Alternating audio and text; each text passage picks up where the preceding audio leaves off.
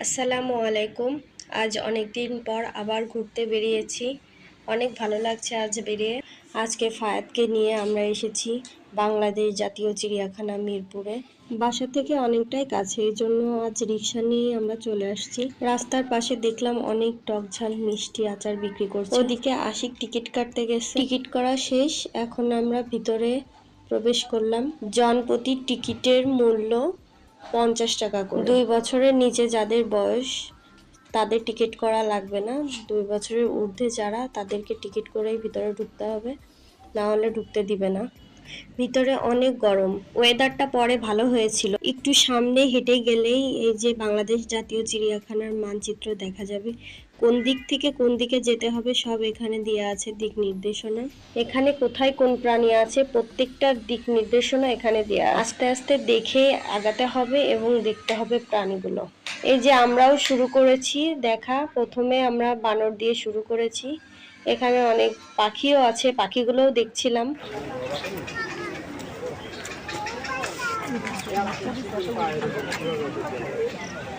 আমরা যে খাঁচাটার দিকে এগাচ্ছি এটা ছিল আসলে বাঘের খাঁচা। আর আমরা যেহেতু দুপুরের দিকে গিয়েছি, ওরা দুপুরের খাবার খেয়ে সবাই ঘুমিয়েছিল। এই যে আমাদের জাতীয় পশু রয়্যাল বেঙ্গল টাইগার।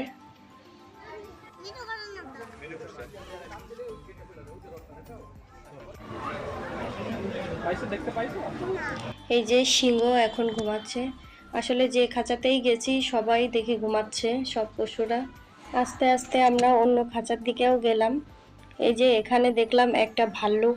এই খাঁচাতে একটা মস্ত বড় ভাল্লুক রয়েছে। সে খাঁচার ভিতরে এদিক থেকে ওদিক হেঁটে বেড়াচ্ছে আর সবাই এই যে দেখছে ওকে। এদিকে অন্য খাঁচাতে এই যে একটা প্রাণী পাতা খাচ্ছে। আর এখানে রয়েছে অনেকগুলা ইমু। ফায়াদ ইমুগুলাকে দেখছিল। আসলে ওর জন্য এই ভিডিও ক্যাপচারগুলা করা, কারণ পরবর্তীতে ও এগুলা দেখবে এবং ওর ভালো লাগবে। আর এই যে দেখতে দেখতে আমরা আর একটা খাঁচার কাছে চলে আসছি। এখানে ঘুরে ঘুরে আসলে অনেক ধরনের পাখি দেখেছি আমরা। সবগুলার হয়তো নাম মনে নেই। আসলে চিড়িয়াখানাটা এতই বড় আর এত পাখি পশু যে দেখে শেষ করার মতো না। দেখতে দেখতে আসলে পা ব্যথা হয়ে গেছে। তারপরেও যারা বাচ্চা নিয়ে আসে এখানে, তাদের অনেক কষ্ট। অনেকেই পুরোটা দেখে শেষ করতে পারে না। তারপরেও আলহামদুলিল্লাহ ফায়াদ অনেক মজা করেছে এবং খেলাধুলা করছিল। ও একটুও কোলে উঠতে চায়নি এবং দুষ্টামি করেনি।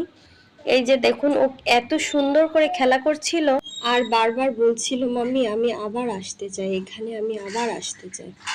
আসলে জায়গাটা অনেক বড়, অনেক বড়, যে এটা হেঁটে শেষ করা যায় না, দেখে শেষ করা যায়। এইদিকে এসে দেখলাম অনেকগুলা জিরাফ, পাশাপাশি একটা খাঁচাতে গাধা দেখলাম। আসলে এখানে ভিন্ন ধরনের অনেক প্রাণী রয়েছে। আসলে এরকম গাছপালা, এরকম পরিবেশ আসলে ঢাকা শহরে দেখা যায় না। এই চিড়িয়াখানার মধ্যে একটা ছোট্ট শিশুদের জন্য পার্ক করা আছে, যেখানে বাচ্চারা বিভিন্ন রাইডে উঠতে পারবে, খেলা করতে পারবে। এখানে ট্রেন ছিল, ঘোড়া ছিল। এক একটি রাইডের জন প্রতি মূল্য নিয়েছিল 40 টাকা করে। আসলে চিড়িয়াখানায় ঘুরে ভালোই লেগেছে, মোটামুটি খারাপ বলবো না, কিন্তু অনেক কষ্ট হয়েছে। জায়গাটা যেহেতু অনেক বড়, ম্যাপ দেখলেই বুঝতে পারবেন। আমরা পুরোটা দেখে শেষ করতে পারিনি, অর্ধেকটা দেখেই চলে আসছিলাম।